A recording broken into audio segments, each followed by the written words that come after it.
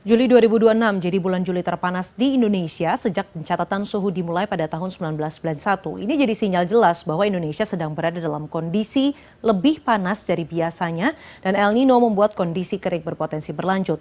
Salah satu dampak sudah sejak jauh hari disebut ini adalah kebakaran hutan dan lahan dan hal ini mulai terjadi di sejumlah daerah seperti di Gunung Bromo, Taman Nasional Gunung Rinjani hingga Gunung Gede Pangrango. Lalu sejauh mana penanganannya dan antisipasi kejadian serupa di waktu mendatang? Kita akan diskusikan malam hari ini dengan Kepala Pusat Data Informasi dan juga Komunikasi Kebencanaan BNPB, Abdul Muhari. Selamat malam, Pak Abdul. Selamat malam, Mbak Diana. Pak Abdul, ini dari data BNPB sejak Juli 2026, ada berapa titik karhutlah yang terjadi, utamanya yang penyebabnya karena suhu udara yang kering ini? Untuk karhutla, ini prioritas kita ada di 6 provinsi yang memang dominasinya adalah lahan gambut, yaitu Riau, Jambi, Sumsel, Kalimantan Barat, Kalimantan Tengah, dan Kalimantan Selatan. Saat ini yang cukup signifikan itu di Kalimantan Tengah ada di Kota Palangkaraya, Pulang Pisau, dan Kota Waringin Timur.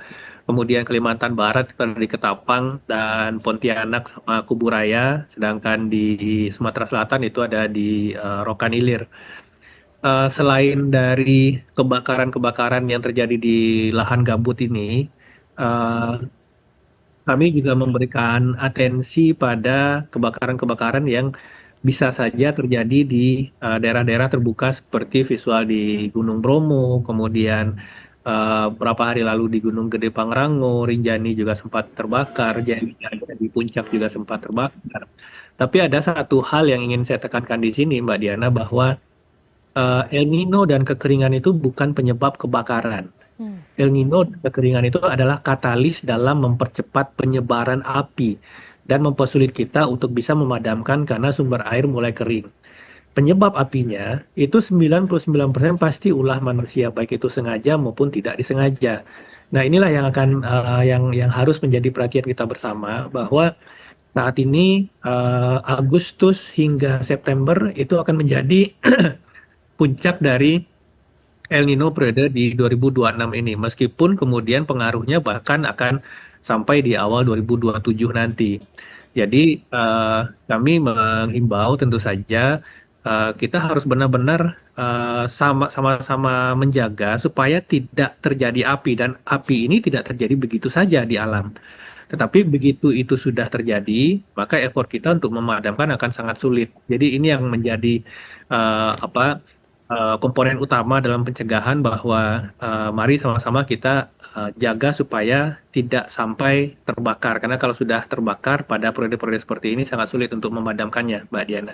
Oke, Pak Abdul, ini kan Menko Polkam beberapa waktu lalu konvers begitu ya menyebutkan ada 107 titik, kemudian tadi dia menyampaikan ini biasanya api tidak datang begitu saja, tapi ada aktivitas manusia yang menyebabkan api itu. Berarti memang betul dari 107 titik itu penyebab utamanya adalah bukan karena suhu udara kering atau El Nino, tapi merupakan pembakaran yang dilakukan secara sengaja begitu? Kali lagi, kekeringan, kemarau, dan El Nino itu bukan penyebab kebakaran. Tetapi ini menjadi katalis dalam penyebaran dan mempersulit kita untuk memadamkan. Jadi artinya fenomena alam ini bukan penyebab, tapi dia katalis yang mempercepat penyebaran. Seperti kita lihat di Bromo misalkan, dalam waktu 3 hari itu penyebarannya luar biasa cepatnya karena ada angin kencang, ada padang rumput sabana yang sedang kering, yang sangat mudah dimakan api. Tapi kalau kita bicara penyebab, nah ini kita bicara hal yang lain karena ada aktivitas manusia di situ dan seterusnya. Ini yang harus kita jaga sama-sama. Dan tentu saja salah satu poin dalam rapat koordinasi yang dipimpin Bapak Menko Polkam tadi adalah penegakan hukumnya. Gakum ini akan sangat penting karena upaya pencegahan tentu saja tidak lepas dari upaya penegakan hukum yang akan kita lakukan, Mbak Diana. Oke, dari hasil rapat koordinasi tadi penegakan hukum seperti apa Pak yang BNPB kemudian juga teman-teman yang berkaitan untuk bisa berurusan dengan hal ini begitu ya sesuai dengan instruksi Presiden Prabowo untuk menanggulangi ada insiden serupa sehingga tidak terjadi kebakaran-kebakaran yang meluas begitu ya? Ya, untuk lahan-lahan non gambut misalkan di daerah-daerah terbuka di pegunungan misalkan, ada dugaan awal aktivitas-aktivitas pembakaran atau memasak makanan ketika sedang melakukan pendakian dan seterusnya. Hmm. Kemudian kami juga tadi mengidentifikasi ada di beberapa provinsi yang masih menggunakan atau masih terdapat peraturan daerah dan peraturan gubernur yang memperbolehkan pembukaan lahan dengan cara pembakaran meskipun dibatasi tidak lebih dari 2 hektar. Tetapi pada kondisi saat ini bagaimana kita bisa membatasi bahwa pembakaran itu tidak akan lebih dari 2 hektar dengan kondisi kering dan angin kencang seperti ini. Nah, itu juga kita bicarakan ada kepala daerah, gubernur, bupati, wali kota yang hadir secara daring tadi. Bapak Menko Polhukam sudah menyampaikan bahwa karena ini berkaitan dengan kearifan lokal misalkan, tetapi kita harapkan pada fase El Nino saat ini itu dilakukan moratorium dulu supaya peraturan perundangan regulasi di daerah yang memperbolehkan pembukaan lahan dengan membakar ini di moratorium dulu sampai nanti fase periode El Nino-nya selesai atau lewat. Akan lebih baik lagi kiranya jika itu memang secara permanen dibatalkan atau dicabut, tetapi ini tentu saja butuh proses politik di daerah dan itu makan waktu. Jadi kita harapkan itu kepala daerah bisa moratorium dulu pelegalan atau memperbolehkan pembukaan lahan dengan cara dibakar sambil di aspek lain di lahan-lahan terbuka yang banyak aktivitas manusia, aktivitas luar lapangan itu kita harapkan kita sama-sama bisa menjaga lingkungan dan tentu saja sekali lagi kalau ada pelanggaran-pelanggaran dilakukan kita juga akan melakukan penegakan hukum di situ. Oke, Mbak Dian. dari rapat tadi moratorium tadi itu akan berlaku kapan, Pak Abdul?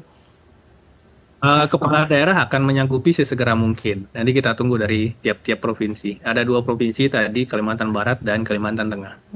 Oke, baik. Saya mau agak beralih sedikit soal penanganan sekarang, Pak Abdul. Ini kan tadi Mensesnek di DPR RI begitu ya sudah menyebut hari ini telah ada koordinasi soal penanganan karhutla termasuk distribusi bantuan helikopter ataupun pesawat.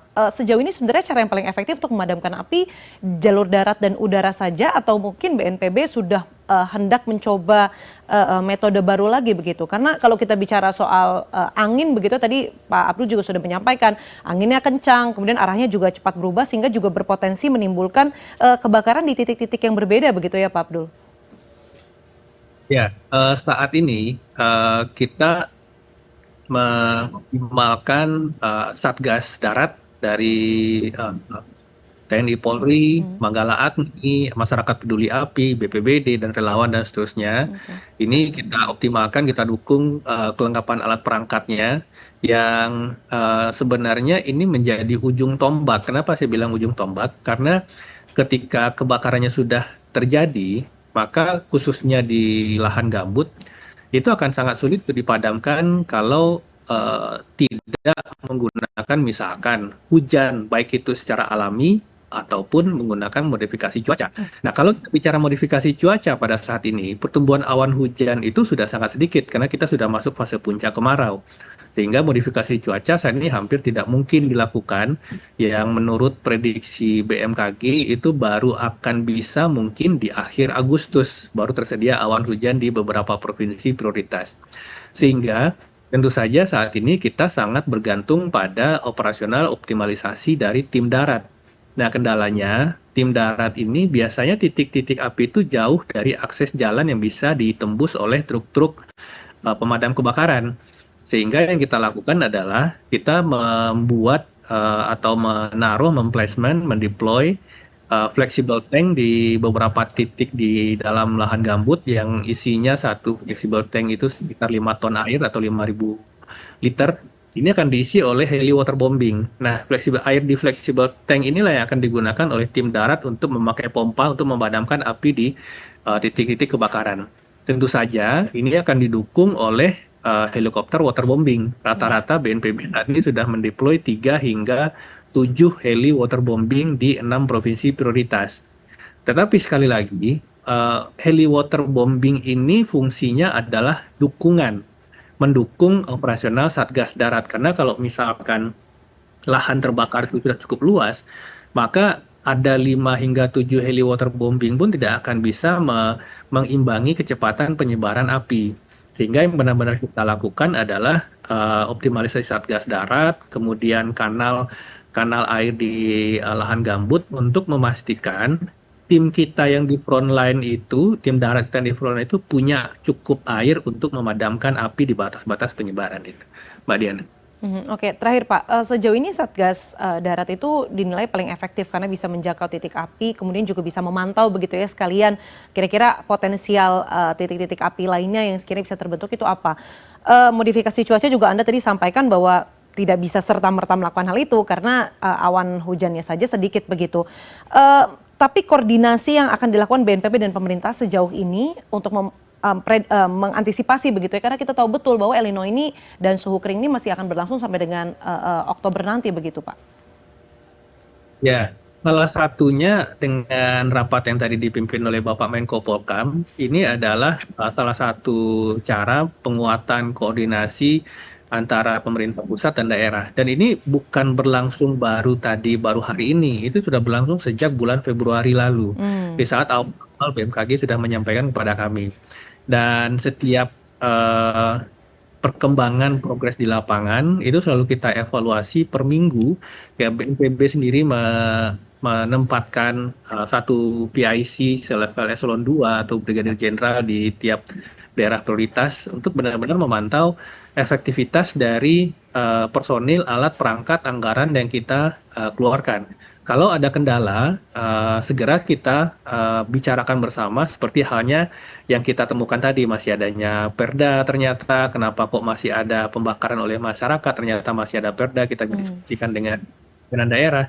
Kemudian kendala-kendala tidak adanya air yang kita solusikan dengan flexible tank dan juga sumur bor dangkal. Sumur bor dangkal ini juga akan kita perbanyak supaya nanti heli-heli waterbombing kita selain membombing menjatuhkan air di tempat lahan yang terbakar, ini juga mengisi air di flexible tank dan sumur bor untuk digunakan oleh tim darat. Jadi evaluasinya dinamis, kita mengikuti perkembangan di lapangan, apa yang kekurangan kita tambahkan, apa yang tidak lengkap kita lengkapi, sehingga setiap minggu itu selalu ada progres yang kita buat untuk antisipasi yang lebih baik, Mbak Diana. Oke, baik, kita harapkan antisipasi dan juga langkah nyata tersebut, koordinasi yang juga tepat ini bisa meminimalisir begitu ya dampak kebakaran lahan dan juga hutan begitu. Terima kasih telah berbagi informasi kepada kami Kapusdatin BNPB Abdul Muhari malam hari ini di CNN Indonesia Prime News. Terima kasih Pak Abdul. Terima kasih, Mbak Diana.